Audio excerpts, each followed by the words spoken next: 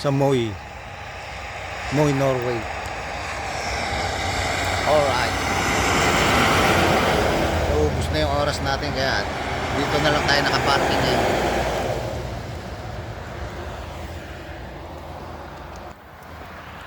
Kaya namumuti yung paligid.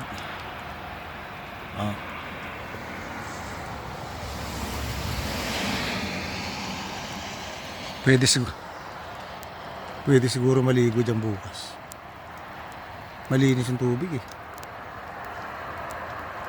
Subukan ko maligo bukas. Hindi malamig eh. Ay kung malamig na malamig eh. Para matanggal yung trangkaso. Bukas. Yung may daanan dun oh. Yan oh.